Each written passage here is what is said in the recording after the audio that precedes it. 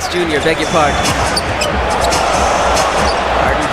When was the last time you heard oohs and ahs from the crowd just from a player accelerating? Honestly, watching this game live, I also got excited. After the game, James Harden stayed in the arena for some extra cardio and speed work, and this is something that he regularly did in Houston. Now you can fully understand how much the hamstring was actually bothering him at the start of the season. Comparing this sequence from the beginning to how the Beard looks now on the court, these are two completely different players. And he makes Philadelphia a deadly playoff team. Let me break it down. What up everybody, my name is Stefan and this is Heat Check. Let's get into it. Before we even talk about himself, check out what Harden does for the team. He is such a danger that his pick and roll with Embiid all the way out focuses the entire zone defense by the Bulls looking that way. So check out how much time Matisse Thybulle has under the basket and he scores some of the easiest points of the night. Again, the sheer threat of James Harden is so big that Thybulle pretends to screen for him here, and look at how Javonte Green jumps out. All of a sudden, Thybulle finds himself with an open lane and a quick pocket pass from Harden gets him an easy layup. This is a guy that's known as a bad shooter and overall not an offensive threat but rather a defender. So for him to get easy points like this is a huge bonus for the team and courtesy of the Beard. Another player who I bet is airboxing with excitement ever since the trade is Georges Niang. When you see him on the court, the way he moves and his body type, it's no wonder why his nickname is the minivan. I mean, look at this. Who does this?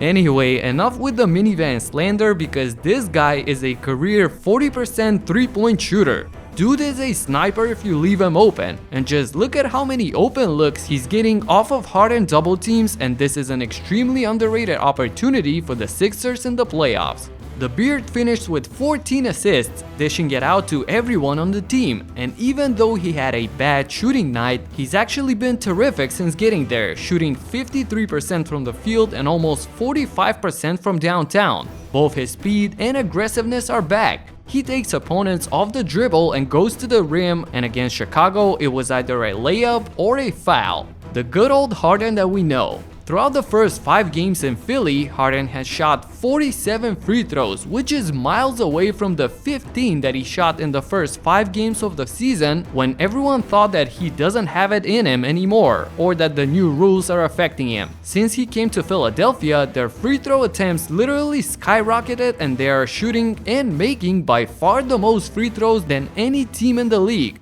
And this is another grossly underrated aspect for playoff basketball. Joel Embiid had yet another one of those nights where he was absolutely unstoppable. 43 points and 14 rebounds. He looked like a grown man among kids. The fact that the Bulls did not have their starting center for this game made things even easier for Embiid. But I don't think that any team in the East can stop him in the playoffs. They can only try to slow him down. As if he saw my video yesterday where I criticized everyone who said that he's the frontrunner for the MVP award, so he had to deliver. All jokes aside though, Joel himself actually gave props to Jokic for the way he's been playing this season. He's an amazing player. He's a monster. I mean, I saw what he was able to do last night. I was watching the game actually. He's a monster. What he's able to do on the basketball floor is crazy. From big man to big man is, I'm happy that, when you look at, who's dominating the league and really who the best players are, you got really all big men. Yesterday, after I explained in the video why Jokic is equally deserving for the MVP, somebody asked me in the comments what would be the case for Embiid. And I replied that he is just as unstoppable offensively and better on defense. Also counting this game, he now has 10 40+ point games compared to Jokic who only has 2. These are the type of statement games that sometimes can get you publicity, and in a tight race, these small things matter. Also, now with Harden, the Sixers are heating up and could make the win-loss gap significant enough to matter at the end.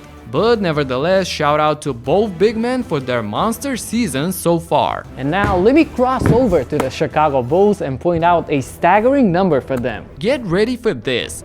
The Bulls are 0-14 against the top 3 teams in both conferences. Let me say that again. The Bulls have not won a game and are 0-4 against Philly, 0-3 against Miami, 0-2 against Milwaukee, Golden State, and Memphis, and lost the first game to Phoenix.